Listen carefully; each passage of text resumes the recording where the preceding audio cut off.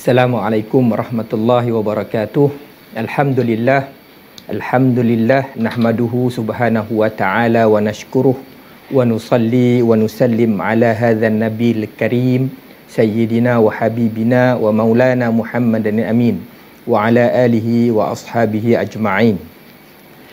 Sidang penonton muslimin muslimat yang dirahmati Allah sekalian, alhamdulillah, marilah sama-sama kita rafakkan kesyukuran kepada Allah Subhanahu wa taala kerana di kesempatan ini dalam slot tazkirah nurani pada kali ini, alhamdulillah kita dipertemukan dan kita akan berkongsi untuk membicarakan sebuah hadis ataupun satu hadis daripada kitab An-Nawawiyah, Arba'in An-Nawawiyah, iaitu hadis yang keempat berkaitan dengan penciptaan manusia, suratan takdir, dan juga yang juga tak kurang penting ialah berkaitan dengan amal tergantung di pengakhiran amalan, iaitu innamal a'malu bil khawatim. Sidang penonton yang dirahmati Allah sekalian, marilah kita sama-sama untuk saya akan membacakan dululah hadis tersebut. An Abi Abdurrahman Abdullah bin Mas'ud radhiyallahu anhu qala haddatsana Rasulullah sallallahu alaihi wasallam wa huwa as-sadiqul masduq inna ahadakum yujma'u khalquhu fi batni ummihi 40 yawman nutfah summa yakunu 'alaqatan misla zalik summa yakunu mudghatan misla zalik summa yursalu ilaihi al-malak fayanfukhu fihi ar-ruh wa yu'maru bi arba'i kalimat bi katbin rizqihi wa ajalihi wa 'amalihi wa syaqiyyun aw sa'id fa wallahu alladhi la ilaha illa ghayruhu inna ahadakum la ya'malu bi 'amali ahli al-jannah hatta ma yakunu bainahu wa bainaha illa zira' fayasbiqu 'alayhi al-kitab fay'amalu bi 'amali ahli an-nar fayadkhuluha wa inna ahadakum la ya'malu bi'amali ahli an-nar hatta ma yakunu bainahu wa bainaha illa zira' fayasbiqu 'alayhi al-kitab fay'amalu bi'amali ahli al-jannah fayadkhuluha. Sidang penonton muslimin muslimat yang dirahmati Allah sekalian, daripada maksud hadis tadi dapatlah kita kutip beberapa intipati penting.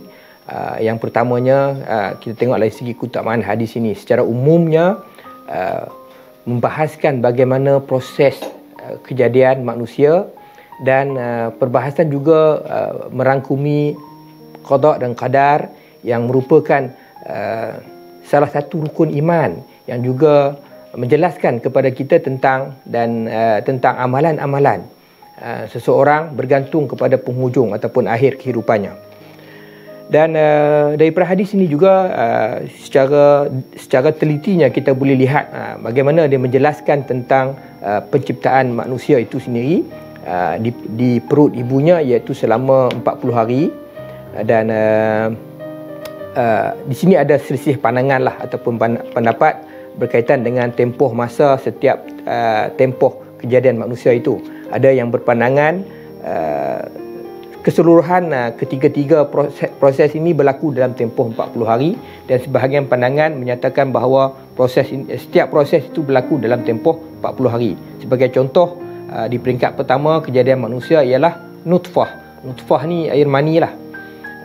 Kemudian bertukar menjadi alaqah. Alaqah ni sekumpal darah. Macam kalau alaqah ni dia macam lintah. Lintah, kalau kita tengok lintah yang dia selalu bergantungan, macam itulah alaqah pun selama 40 hari, dan juga mudrah pun selama 40 hari, iaitu seketul daging.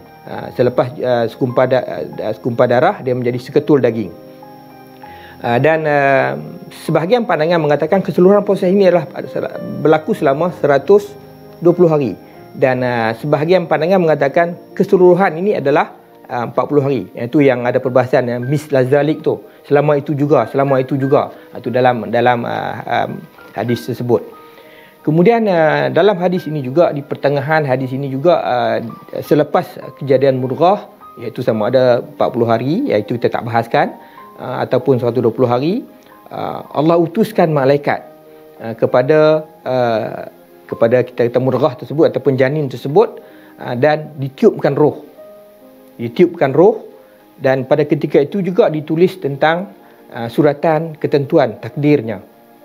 Ini dua fasa lah, fasa penciptaan, iaitu selepas jadi mudghah kemudian ditiupkan roh, itu fasa kehidupan. Dan di bahagian pengakhiran hadis ini menyentuh tentang juga suratan takdir.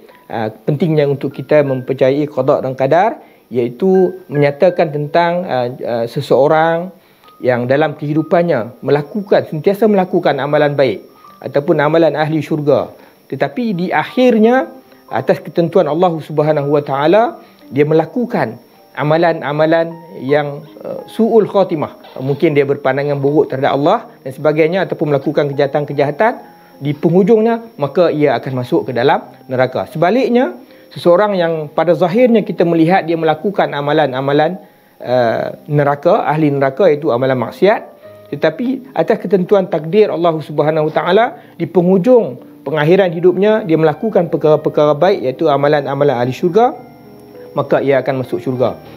Itulah kalau kita lihat dalam hadis ni, perbahasannya agak panjang, tetapi itulah antara simpulan yang boleh kita lihat.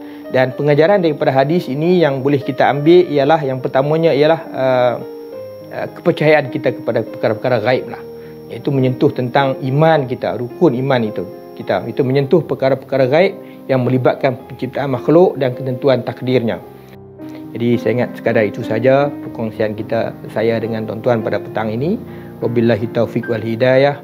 Assalamualaikum warahmatullahi wabarakatuh.